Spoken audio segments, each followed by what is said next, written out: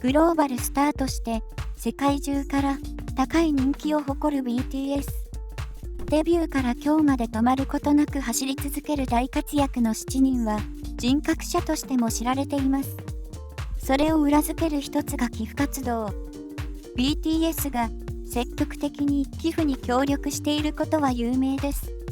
今回は過去にどのような団体にどれほどの金額を寄付したのかをメンバーごとにまとめてみました。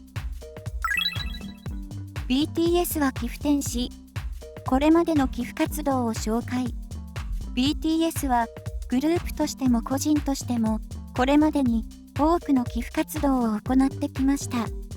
BTS が寄付天使と呼ばれるゆえんは、寄付活動を通じてより多くの人々に夢や愛情を与えてくれるから。ウェブで BTS 寄付と検索すれば、これまで彼らがしてきた多くの善行を知ることができます。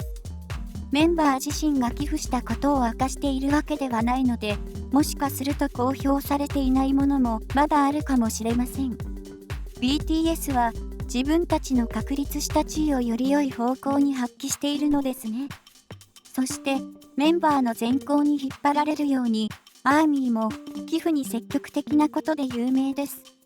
そんなアーミーに対してはもちろん、社会問題にも真摯に向き合い、そして寄り添ってくれる温かい人柄の7人。今回はグループとしてではなく、そんな BTS メンバーおのおのがこれまでにしてきた寄付活動の一部をご紹介したいと思います。ジン。まずは BTS の長男ジン。ワールドワイドハンサムなのはそのビジュアルだけではありません。2019年、ジンが高額寄付者の会であるユニセフオーナーズクラブの会員になったとユニセフが公表しました。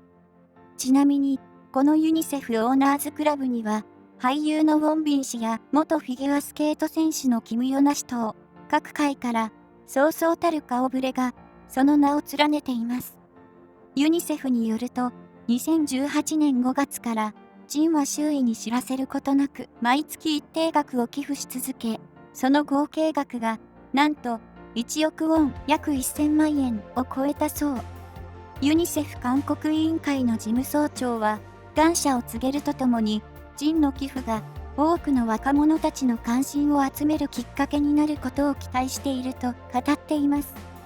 2017年11月からは、BTS がユニセフとともにラブマイセルフキャンペーンを推進し、世界中の若者たちへ私自身を愛そうというメッセージを送ってきました。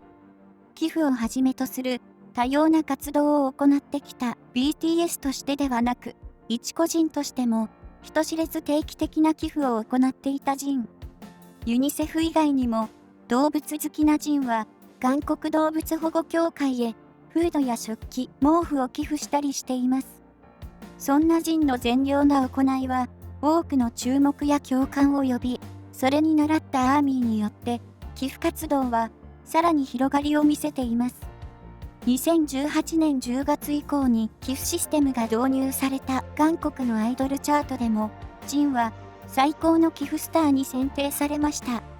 アイドルチャートは収益金の一部を寄付が可能なポイントにして会員に返還。そのポイントを使って会員が応援するスターの名前で寄付することができる仕組みとなっています。寄付金はホルト児童福祉会に全額寄付されているようです。子どもたちの夢や可能性を広げることにつながっているのですね。ジンは導入以降累積寄付金1位をキープ。2020年の3月、4月、6月、11月には今月の寄付スターに選ばれるほど、多くのスターファンが集う中で、これだけの成果を上げることができるのは、ジンの大きな影響力があってこそ。そんなジンが BTS の長男であることが誇らしいですね。ジンと志を共にするアーミーもかっこいい。シュガー。病気で苦しむ子供たちの幼い命を救う目的で寄付をしていることが多いシュガー。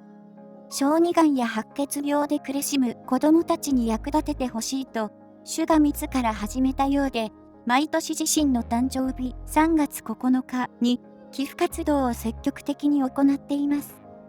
以前アーミーと交わしたお金をたくさん稼いだらアーミーのために牛肉を買うという約束を守るように、2018年の誕生日にはサイン入りのアルバムと最高級ハヌ 10kg を39カ所の保育施設等に寄付。続く2019年の誕生日には韓国小児がん財団に1億ウォンと自身がデザインを手掛けた BT シビルのキャラクターシュキのぬいぐるみを329個寄付しました。シュキのぬいぐるみが中途半端な個数なのは BTS が初めてイベントを行った2014年3月29日を指しているのだとか。2020年には誕生日前の2月に新型コロナウイルス拡散防止や被害克服のために希望ブリッジ全国災害救護協会を通じて故郷であるテグ地域に1億ウォンを寄付。BTS もパンデミックの影響を受けソウル公演が中止となっていました。幻となってしまったマップオブザソウルツアーですね。すると払い戻しされたチケットの代金をシュガと同じく希望ブリッジ全国災害救護協会に寄付するアーミーが続出します。その金額はなんと5億ウォン約4500万円を超えたそう。これを受けたシュガはブライブでのセンウィル配信で本当にいいことをしてくださいました。皆さん本当にすごいことですとアーミーを絶賛しました。2021年にも治療に使用してほしいと小児がん患者のために病院へ1億ウォンを寄付。病院長は感謝を述べるとともに良いパフォーマンスで国威を宣揚する BTS が誇らしいと語っています。そして2022年には韓国で深刻な被害をもたらした山火事が起きた地域に希望ブリッジ全国災害救護協会を通じて1億ウォンを寄付しました。これに対してシュガは被害によって苦しんでいる住民の皆様のために使ってほしいとコメントしています。毎年寄付することで多くの人たちの支援を続けているシュガ。続けることが重要な支援活動に大きな影響をもたらしていることでしょう。また、そんなシュガに続くように寄付活動を行うアーミーも本当に素晴らしいです。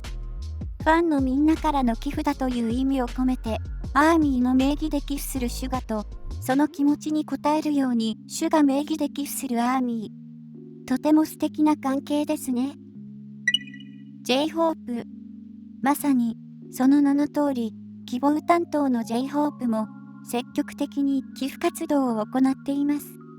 2018年12月、児童養護代表機関である緑の傘子ども財団に母校の低所得家庭の後輩のために1億5000ウォン約1500万円を寄付。緑の傘子ども財団の高額寄付者の会であるグリーンノーブルクラブの146番目のメンバーとなりました。寄付の際、絶対に身分を明らかにしないでほしいと関係者に頼み込んだという J-HOPE。支援が必要な児童のために人知れず寄付された後援金は、経済的困難のために夢を実現することが難しい児童支援に充てられたそうです。翌年2019年の自身の誕生日2月18日に1億ウォン、そして同12月には病気の子どもたちに向けて1億ウォンを寄付しています。さらに、その後も継続的に経済支援を続け、2021年12月3日の時点で、その金額はなんと8億ウォンにも上ります。経済的に豊かとはいえ、なかなかできる金額ではありませんよね。J-HOPE は年末の寄付について、新型コロナウイルスの影響を受けた子どもたちが寒くて寂しい年末を経験しているのではないかと心配です。子どもたちに暖かい冬を過ごしてほしいと語っています。暖かくて美しい心を持った J-HOPE はまさに希望の人ですね。そして寄付金は J-HOPE の希望通り低所得家庭や児童施設の暖房費や医療費として使用されるとのこと。もともと寄付活動に力を入れていた J-HOPE ですが、パンデミックにより苦しむ子どもたちに向けても支援を行っているのですね。RM。聡明なリーダー RM が寄付を行ったのは、2019年9月、ソウルにある視覚障害学校です。RM は、聞くことが困難である生徒たちが、様々な方法で音楽を楽しむことができたらと1億ウォンを寄付しました。人々に音楽を届けることに力を注いでいる RM は、音楽を通して得られる幸せや楽しみをより多くの人に隔たりなく伝えたいのでしょう。音楽を愛する RM らしい善行ですよね。以前 BTS の海外公演に聴覚障害のある学生団体が訪れたことがありましたが、彼らには手話通訳を手配して徹底的にサポート。こうした姿勢から RM をはじめとする BTS メンバーが音楽に興味を持つ若者を大切に思う気持ちが伺えます。また、音楽と同様 RM が愛する美術館にも2020年9月に1億ウォンの寄付をしています。寄付を受けた国立現代美術館ソウル館によると、美術書籍を読む文化の拡大、青少年の芸術に対する感受性の向上を図る RM のアートに対する思いが込められているそう。寄付金は国立現代美術館が出版した美術書籍を中心に入手困難となった絶版本の復刻に使用され、本の一部は韓国の小学校、中学校、高校、公共図書館に寄贈されます。まさにRM の希望が叶っていますね。再販された本は美術館の書店にも並び購入することもできるとか。これまでワールドツアー中や長期休暇中には必ずと言っていいほど世界の美術館を巡っていた美術愛好家の RM。音楽や美術を愛する彼らしく、多くの若者に文化に触れることの楽しさを伝えているのですね。RM の寄付活動が一つのきっかけになるなんて素敵だと思いませんか？自民も自身の名を伏せたまま寄付活動の多くを子どもたちに向けて行っています。故郷であるプサンの教育庁に低所得家庭に向けた教育寄付金や芸術分野に優れた人材育成のための奨学金にそれぞれ1億ウォンを寄付しています。どちらも自民のお父さんを通じて寄付を行ったようです。優しそうな雰囲気がよく似ていますよね。お父さんからしたらとても親孝行で自慢の息子に違いありません。自民は寄付金だけでなく、他にも廃校となる母校の小学校に制服と CD を寄贈したり、母校の高校に1200個の机と椅子を寄贈したりしています。故郷を思う自民の優しさを感じますね。また、2021年には、ポリオ小児麻痺患者のために1億ウォンをロータリークラブに寄付しました。ロータリークラブとは、世界約130万人によるボランティア団体のこと。世界ポリオデーである10月24日を前に、ポリオ撲滅のためのワクチン基金キャンペーンに参加したものとみられています。以前と同様にお父さんを通じて寄付した善行は、自民1億ウォン寄付記念の垂れ幕をロータリークラブが作ったことから明らかになりました。人知れず寄付する姿勢も素敵ですが、お父さんに寄付を頼むのも良好な親子関係が伺えて微笑ましいですね。自民はその他にも緑の傘子ども財団に1億ウォンを寄付し、J-HOPE に続いてグリーンノーブルクラブの会員となっています。素晴らしいヒョンの背中を見て成長する BTS の兄弟関係にも胸を打たれます。テテは少し違ったアプローチの寄付活動を行っている印象です。それはテテがドネーションブランドのアクセサリーを愛用していること。オンの時だけでなくオフの時もよく重ね付けしたりして身につけています。それがチェチャンナムメイドというハンドメイドのミサンガ。売上の一部が心疾患のある子どもたちや犬猫などの動物保護支援金として寄付されます。テテが身につけることで大きな話題を呼び、同じものを求めるアーミーにより大人気となりました。テテとお揃いというだけでなく社会貢献までできるなんて素敵な一石二鳥ですよね。テテ以外のメンバーも時折身につけているようです。チェチャンナムメイドのミサンガ以外にも、テテがよく身につけているのが、ルイ・ヴィトンとユニセフによるチャリティープロジェクトのブレスレット。テテが愛用しているものは、1つ当たり$100が支援を必要とする子どもたちに寄付させるというものです。テテと仲がいいことで知られる俳優のパク・ソジュン氏もお揃いで身につけています。コミュニケーション能力の高いテテは、口コミで広めるのもうまいのかもしれません。何よりファッションが好きなテテらしい寄付活動です。もちろんアーミーも欲しいですよね。また、寄付活動とは違いますが、テテの溺愛する愛犬ヨンタンが持病を持つ保護犬であることも注目されました。有名なドッグトレーナーの下で学んでからヨンタンを迎え入れたテテの行動は世界中から称賛されるとともに動物福祉への関心も高めました。チョングク。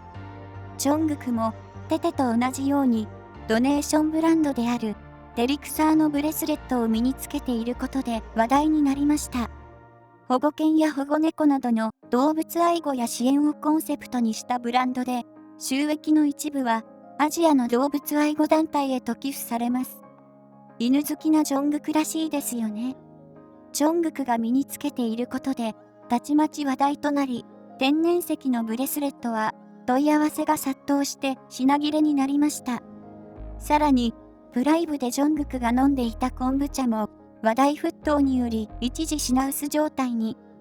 これにより売り上げが上昇したメーカーの T ゼンが福祉財団に5000万ウォン相当の寄付金と寄付品を贈答しました。